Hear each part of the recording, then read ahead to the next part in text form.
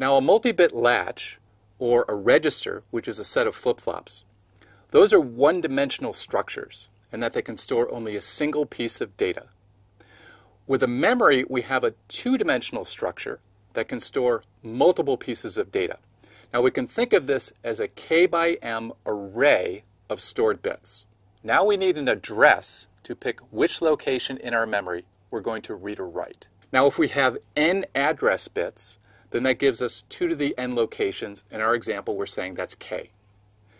Now the address space is the number of locations in our memory, which is usually a power of 2, because we're dealing with binary numbers for our address. In this case, we have k locations.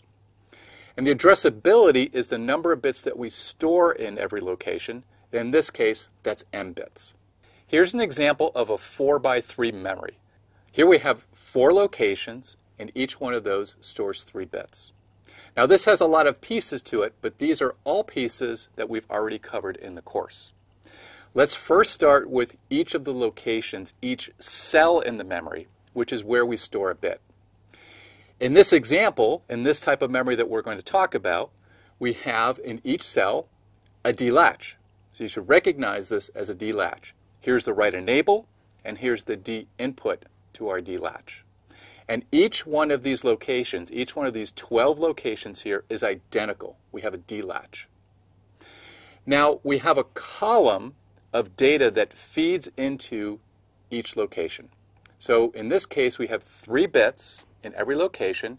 So you see that we feed in a data bit into each of the columns. We have the same data bit going to each of the 4 cells in each column. Now we need to be able to select one of these rows. We're going to select one row of 3 bits in this memory. And the way we do that is by using our address. So because we have 4 rows, we need 2 address bits to identify the row that we want to read or write.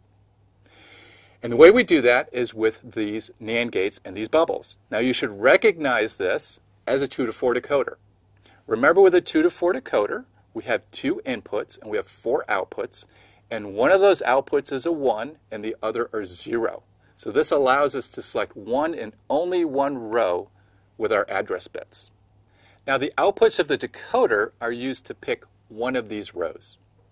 Now let's look at the data output of the top row.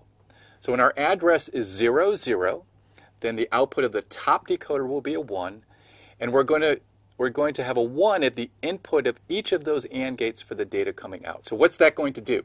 That's going to allow the data that's out of each of those cells to pass through their NAND gates in order to go to the output. Now what's going to happen to the other NAND gates on the rows that aren't selected?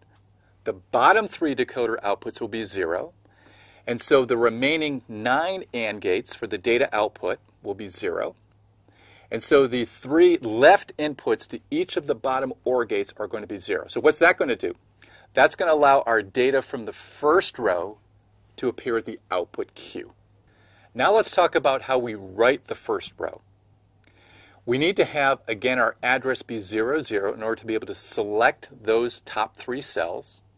But now our write enable input is going to be a 1. Previously, when we read, we had that be a 0 so that we didn't overwrite anything in those cells.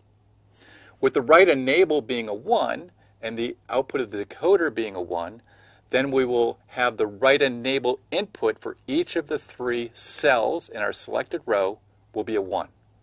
That'll allow us to take the data coming into those cells and to overwrite the data that's in those 3 D latches.